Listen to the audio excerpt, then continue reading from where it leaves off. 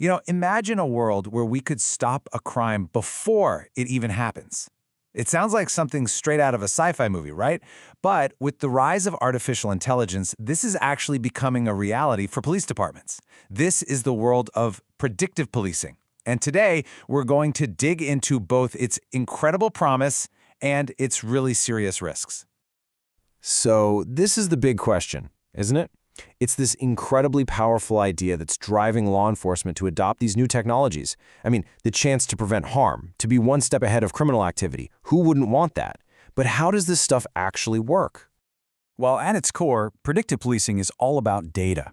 The technology uses AI to sift through absolute mountains of historical information. We're talking crime reports, geographic trends, even social patterns from public data, all to identify high-risk areas and forecast where and when crimes are most likely to pop up. So what's the big appeal here? Why are so many police departments getting interested in this? Well, the people who support it believe AI can make policing a whole lot smarter, faster, and ultimately make all of us safer. And this isn't just a theory anymore. This technology is already being used out on our streets. Major police departments in big cities like LA, Chicago, and New Orleans have been some of the first to jump on board, using these tools to try and get an edge on crime. So, the appeal for law enforcement really boils down to a few key things. First, better resource allocation. Knowing exactly where to send patrol cars to have the most impact, instead of just, random patrols. That, of course, leads to more efficiency and can even lower costs. But the big one, the main goal, is enhancing public safety through what they hope will be totally objective, data-driven decisions. The ultimate vision is to completely change the game, to shift policing from being reactive to being proactive. So instead of just responding to a 911 call after a crime has already happened, the goal is to use data to stop that crime from ever taking place. But is it really that simple? And this is where we get to the absolute heart of the debate. On one side, you've got this goal of total objectivity, using pure data to take human error and bias out of the equation. But on the other side, there's a massive risk. What if the historical data that the AI is learning from is already biased? That risk of bias is just one of several huge ethical problems. Critics talk about a ghost in the machine, these hidden biases and unintended consequences that could completely undermine the whole goal of fair and just policing. And look, these aren't just vague fears. They can be broken down into 3 specific major challenges that experts say we absolutely have to confront if this technology is ever going to be used responsibly. First up, and it's probably the biggest one, is the bias problem. The very data that makes these algorithms work could also be their greatest flaw. This quote right here really nails a critical point.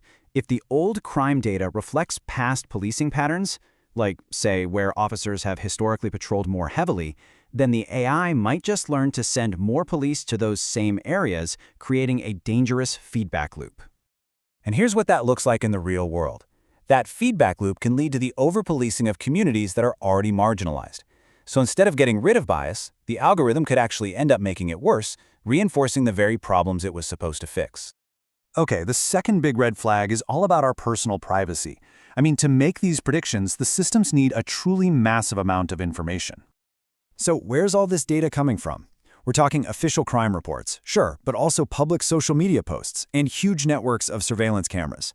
Privacy advocates are, understandably, really concerned that this could lead to a state of constant monitoring that just chips away at our civil liberties.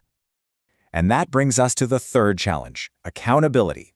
Who's held responsible when the algorithm gets it wrong?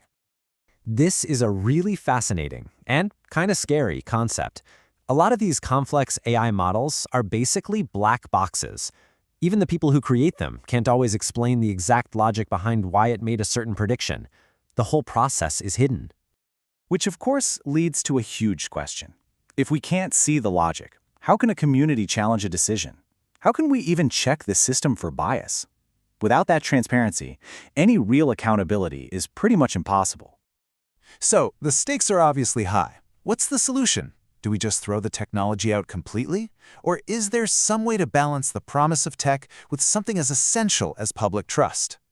Well, according to researchers, this isn't an either-or choice. We don't have to pick between innovation and fairness. The real work is figuring out how to weave ethical rules into the very fabric of the technology itself. And here's what that could actually look like. First, demand transparency. No more black boxes. Second, create strong independent oversight to regulate how this tech is used. And third, and this might be the most important one, encourage collaboration. You have to have the police, the AI developers, ethicists, and community leaders all sitting at the same table working together. At the end of the day, the technology has to be a tool for a much bigger goal. And that goal has to be a system that is fundamentally fair, provably just, and that serves the entire public good, not just making things more efficient. Which leaves us with one last, really vital question to think about. We know for a fact that AI is only going to get more powerful and more intelligent. The challenge for all of us is to make sure that as it gets smarter, we're the ones guiding it to become wiser.